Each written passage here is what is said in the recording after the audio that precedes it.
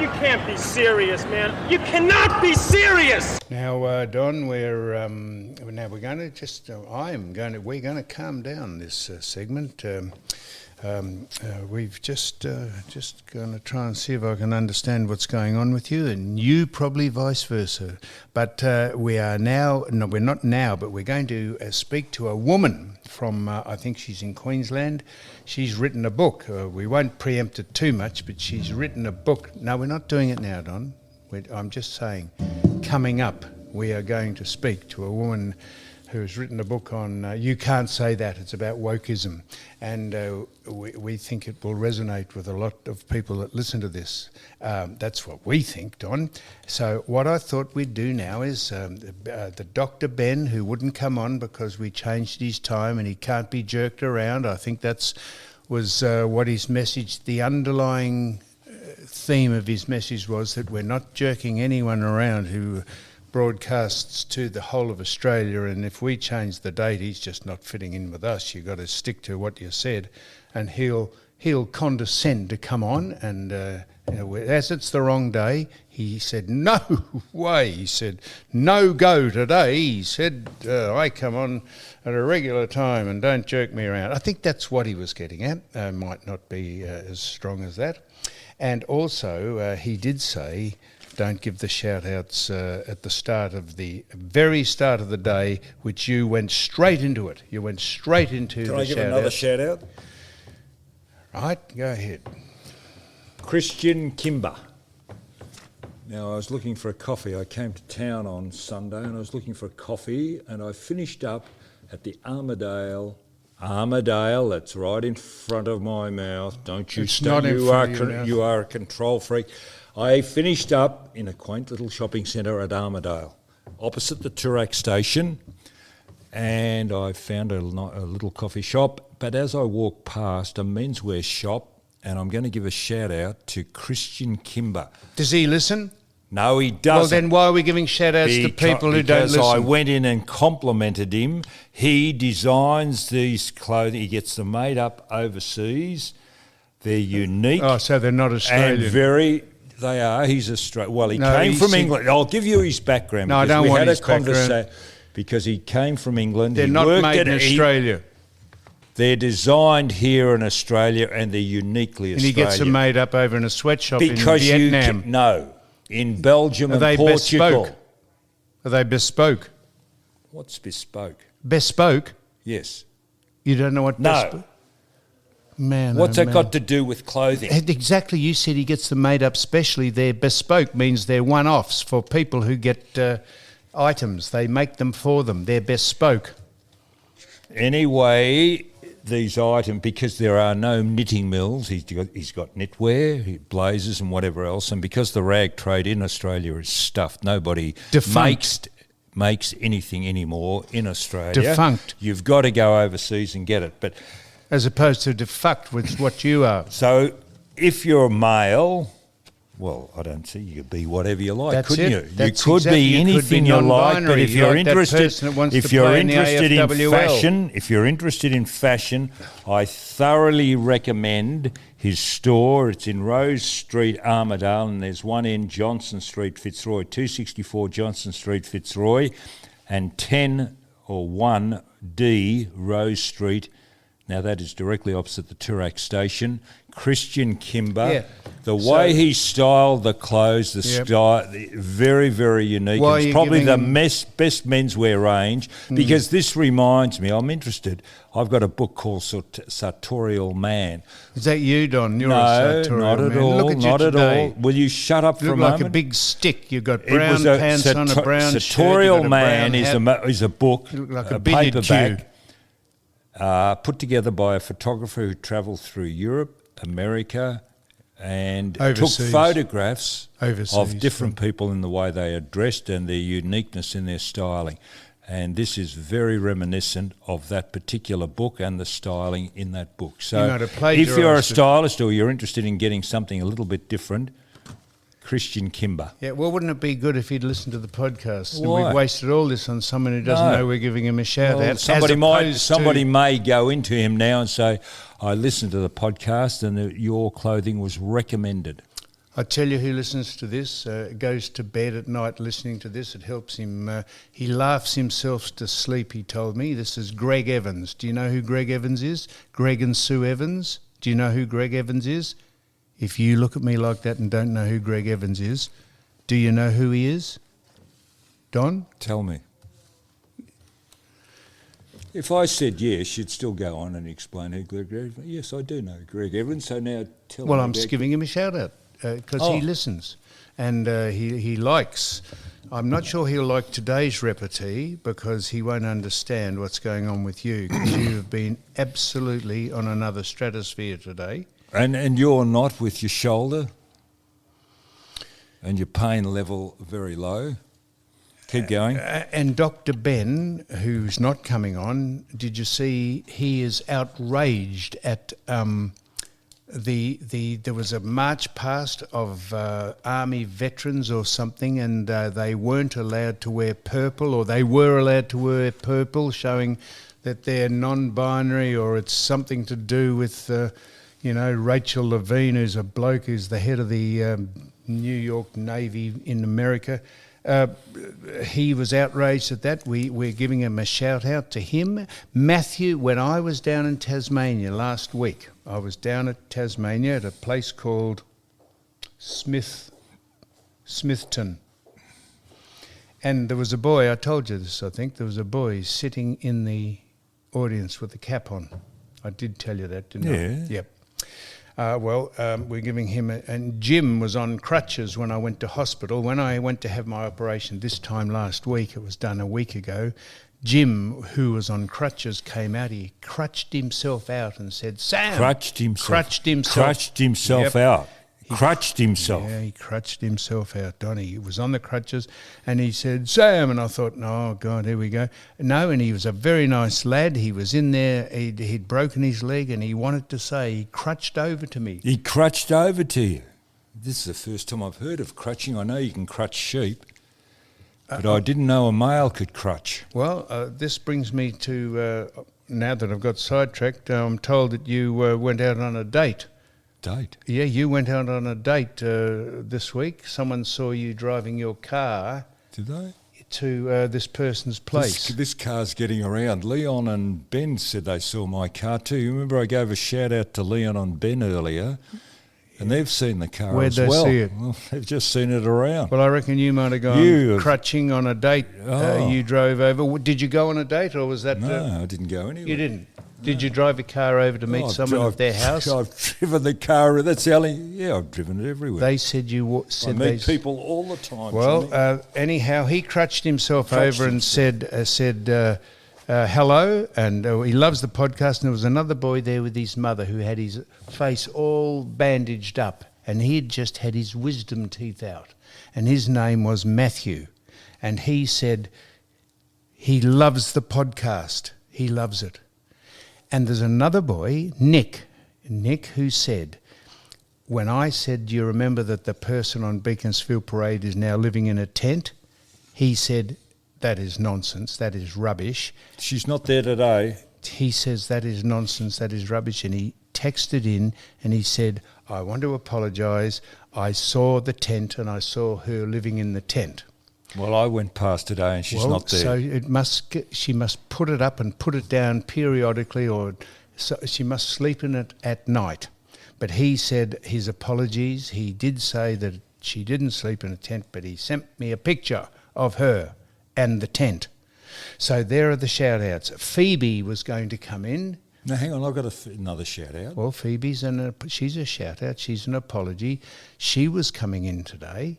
But do you know where she is today? Because Wednesday is the normal day we do this. We've told folk that we're doing it on Tuesday. Do you know where she is today, Don? She's judging the Miss Australia award, Miss Australia contest today. And I don't think it's the Miss Australia that you're used to. I think there's oversized people in there, size 16s and 18s, and people with... people just that you wouldn't associate with the beauty contest, but in this woke society we live in, if you're standing erect and breathing, you're through to the semis without dropping a set.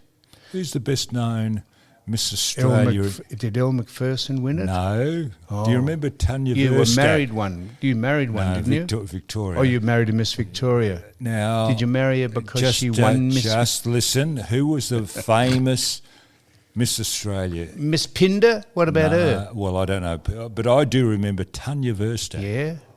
A lot Fourth of- generation Western District farmer, Tanya From Verstack. What, from Western Australia? There's a joke, Don. A fourth generation Western District farmer with a name like Tanya Verstack. Go on. Now, can I give a shout out? G'day, Don. What? Could you please, this is a shout out, I'm reading it. G'day, Don. G'day. Could you please send a shout out to John Constantine? John is a Hawks fan and used to live next door to Sam's first mother-in-law, Jean. So wherever Jean lived, that's where My first mother-in-law. your first mother, John Constantine, is a Hawks fan and used to live next door to Sam's first mother-in-law, in brackets, Jean. Well, I'm thinking back of all the mother-in-laws I've had. Not of my own, but I don't remember one called Jean.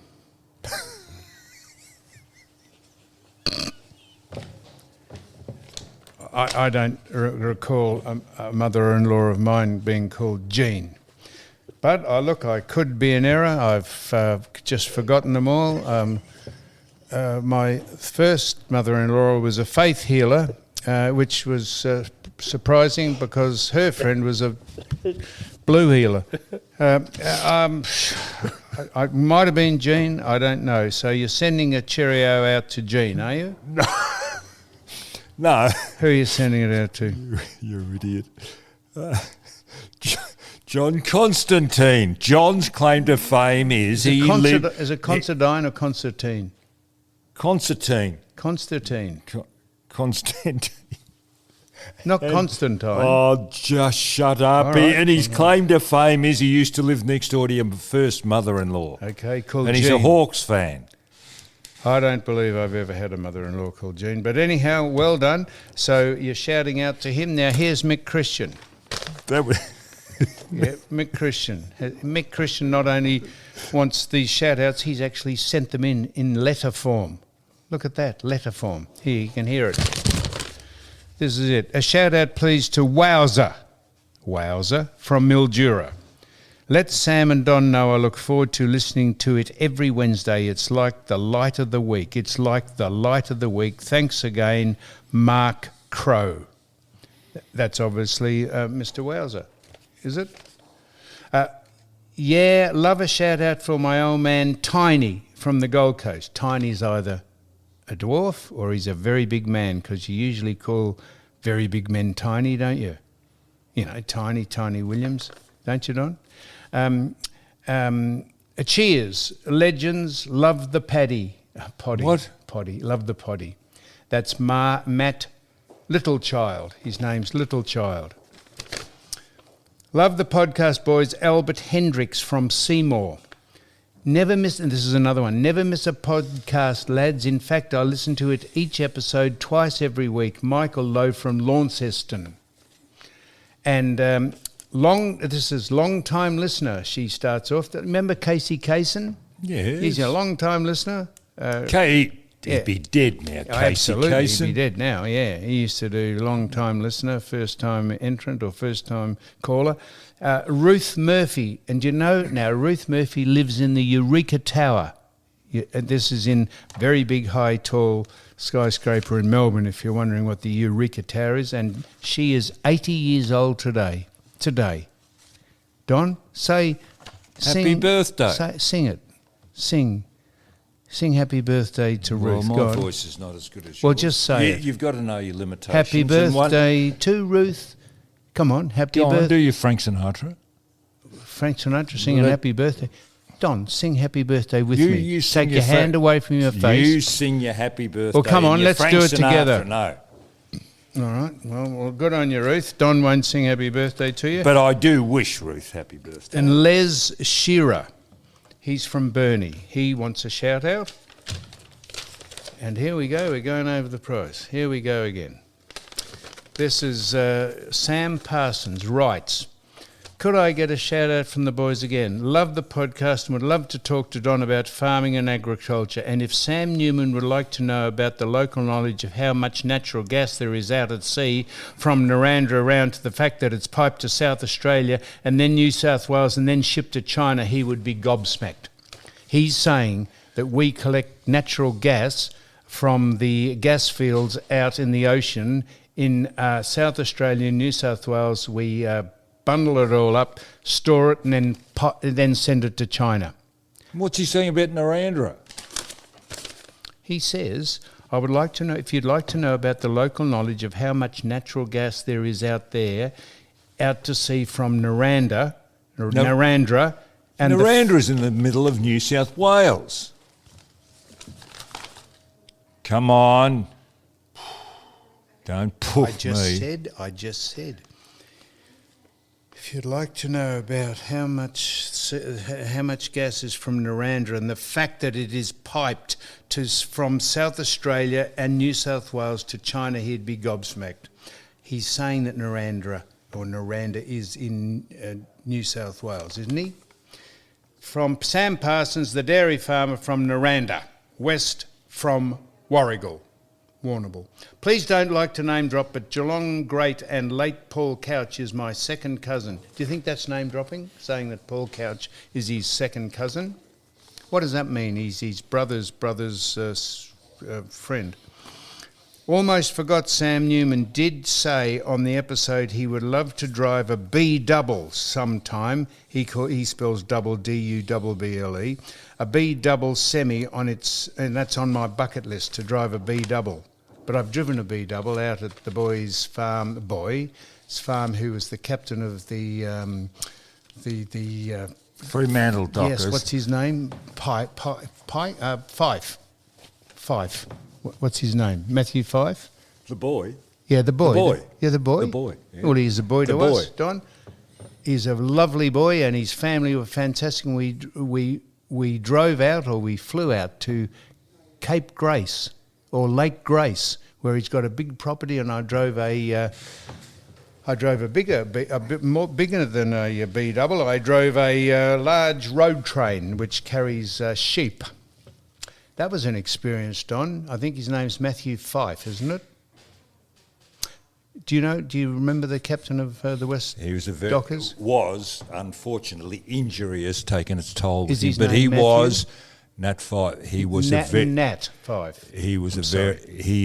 was a very good player. Unfortunately, injury is really curtailing a lot of his brilliance at the moment. Well, there was a couple of people following him around with a camera and recording the rise of Nat Fife from being a schoolboy to the captain of the Fremantle Dockers to he was hoping to win a Brownlow and win a premiership, and they were going to chronicle his whole life. And I think, as you say, Don, injury might have forestalled a little of it. But isn't that forward thinking? Anticipating you're going to be a star in the game. That's not being a braggart.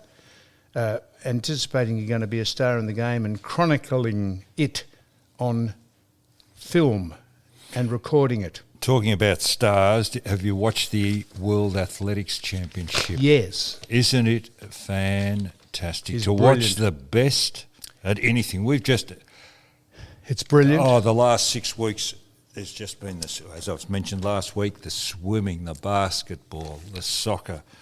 It's just brilliant. goes on, the netball, and now the athletics in Hungary, Budapest, and I've come away with the thought that the Australian women internationally in just about all sports that they participate in are better than the men.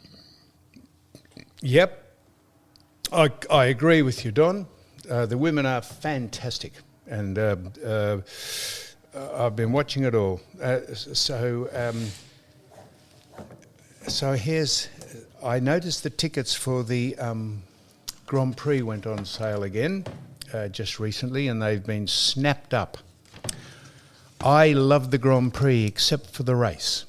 Do you know what Bernie Ecclestone used to do when he ran the whole competition. If there was one dominant car or one dominant factory, he would change the rules so that they wouldn't have the advantage that they have by nobbling them for something they were good at. He would say, no, you can't use that on your car anymore, and he would change the rules to keep it competitive. It has become an absolute farce, the Formula One Grand Prix. It is not exciting in any way at all. I love watching it. Now, so why do I love watching it if it's not exciting? I love watching it on the hope that someday one of the cars will actually race against another one. But it is as boring as all get out. But I watch it and get up in the middle of the night and watch it every week, and the tickets have sold out. Who's taken over from Andrew Westacott? Or is that Andrew Westacott? Is that his name? Who's taken over from him? Wasn't the CEO of the AFL going to take it over? Not the CEO. What's his name? What's McLaughlin's name? Yeah, he's the CEO. Wasn't he going to take it over? There's another chap from Who? from the AFL has taken over. Oh, has he? Who? Who? Who? Are you being coy by not saying it, or do you don't know? Don? Was it Travis Old? I don't know. I have no idea. Now, I'm going to tell you this, Don. I want your opinion on this. In America, they're trying to stop Donald Trump from running for office. You've got to see the incestuous nonsense that they're carrying on with to try and stop that man running. I just want to give you a schedule. I just want to give you a schedule of what they've got him on court. This is what he said. This is why they're going him. He said, this is what Donald Trump said. He reckons he won Georgia by 600,000 votes, and he lost the state. And he said, and he made a phone call to the electoral office, to the person in charge and his associate who was in his government. He said, go down, and this is what he said: I just want to find 11,700 votes, which is one more than we need because we won that state. So he lost by 11,699 votes, and he says, I want to just find one more vote. Go down and recount the ballots. That's what he said, and they have said that is trying to defraud the state, and that's why he didn't accept the fact that he lost the election. He said, I just want you to recount them. And they've said that that's interference with the ballot. And this is what they've charged him with. This is fantastic. And the news here, The Age and the Herald Sun and Channel 10, the Channel 10's owned by Disney, they don't mention it. All they do is mention Trump. They never mention Joe Biden because they are biased, and they are. This is what they said about Trump. This is what they said about Trump. He has got. The judge said the judge wants to put off Trump's trials until after the election. Of course, Trump wants his charges to be put off till after the election, but they want them to run before the election comes up in November, and that's what they're doing this for. And the woman said, you are not going to get 2 more years to try this case. The case is not going to trial in 2026. She said, any agent, diligent or zealous defence lawyer would not have been sitting on their hands waiting for an indictment, meaning they should have preempted if he was going to be indicted and started his defence now. And his defence, Don, Just wake me up when you finish. Yep, I will. I know, I won't speak there. This is his defence. They've got 3 million pages on Trump campaign on computer. They've got 3 million pages of evidence to go through, 170,000 from the National Archives, 5 million plus of grand jury transcripts, and 47,000 considered key prosecutorial statements. There's millions, then they want that to go. Can I ask you a question? Yes. If they had compulsory voting in America, would they have this problem? Well, I have no idea, Don. But Well, I'm putting it out there for you to consider. They've given him between. No, I've asked you a question. Okay, what? I don't think a lot of these problems would happen if voting was compulsory in America. Well, that's their own problem, and they've made their bed, lie in it. Okay, but that's fine, Don. But that's fine. But all he said is he wants to have a recount of the state that lost him the election, and they've said he's trying to overturn the result. I'm not interested in America. I don't care. We've got enough problems here in Australia. So he's got eight. Do you know in Victoria? 1, 2, 3, 4, he's got 8. He's got. I'm turning you off. Shut up. He's got 8 court appearances and indictment trials he's got to go to while he's campaigning to be the next president of the United States. He's got 8 to go to before November. You're on again. Before November next year. They are going to do everything they can to stop him running. It is, you just don't understand it because you don't get the news, not you, but we don't get the news here. I'm not interested. But you should be, Don. Why? Because this is corruption in the... This is worse than third world stuff, Don. This is corruption at the greatest level. You've got Joe Biden, who has received money from more governments illegally. He is and they don't mention it at all because all the stations here are owned by overseas affiliates, and they're in the Trump. They're against Trump as well. So they're just acolytes for the Democrats, which is the equivalent of our Labor Party, as against the Republicans, which is the equivalent of our Liberals. And the more they indict him, the more popular he becomes. But if they put him in jail... I wish you were as passionate as what's happening in your own state. Really? That by 2026, I think we'll owe $230 billion. At the moment, you and I owe $30,000 each as our children and grandchildren and whoever else. You say by 2026, it'll be up to $230 billion. You say I don't mention that, do you? No, you're not interested. I wish you were as passionate about the state of Victoria. I bring that up every second week. I said... No, you're more passionate about what's happening in America. I am. That's true, but I'm still interested in what happens here in Victoria. I told you they're $200 billion over budget for their major projects. They don't answer any questions at any of the inquiries. They locked this state down, the most rigid, ridiculous lockdown in the history of that pandemic in the world. They locked this state down, sent it broke. What else do you want me to say? They rigged the elections by having the redcoats turn up and rig things. We go on about this all the time, Don. They put iCook out of food because they illegally wanted their community chef to take over. We've said the Andrews government is the most corrupt and dishonest, and I'll tell you, a bloke I know was cornered in an underground car park because he spoke out against someone on a television program. He spoke out against the government. He was cornered in the car park by 3 really burly people who said, knock it off, we know where you live. Really? Yep, really. Hang on, run that past me again. I really wasn't listening. No, hang on. He was in a car park. You were on a rant then. You weren't listening. No, because you're on a rant. Well, I'm not repeating it. If you're not listening... Well, you'll tell me off air. No, I'll tell you on air, but if you're not listening... So go on, have you got anything else to say? Well, I'm just... The fire risk, it's interesting just the authorities are coming out now, pre-warning. It's going to be very interesting this summer. I hope we don't have a catastrophe like we had a couple of years ago, but we've had 3 years, definitely 2 years of incredible growth. And I hope this year is not the year that we have bushfires in Victoria and New South Wales and Queensland, wherever. But there is incredible growth at the moment. It's very dangerous, and we should be doing controlled burn-offs. In Australia, I don't know why we don't do it. What? Sorry, what?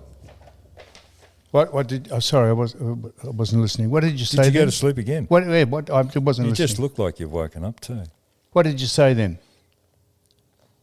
Hey, I was talking about Qantas. Yeah, what about them? They painted yes on the side of their planes when you get in, and you have to acknowledge that you're taking off from a different country you thought you were in and landing at a different suburb. Yeah, what about them? I've been on about protectionism. Which one? Protectionism or tariffs or whatever else to get that to do with Australia. Qantas? No, it's an interesting. Yes, it is, because I think there's something going on there with Qatar Airlines as well. Qatar? Yeah, Qatar. Qatar? I don't know, QATAA? Yeah. Yeah, Qatar. And they're not, well, for some reason they can't come into us, or they're limited by the number of flights or whatever else. So they... Who is? Qatar Airlines. Yeah, what's this they got to would do with offer, Qantas? the word is that they would offer cheaper fares than what Qantas.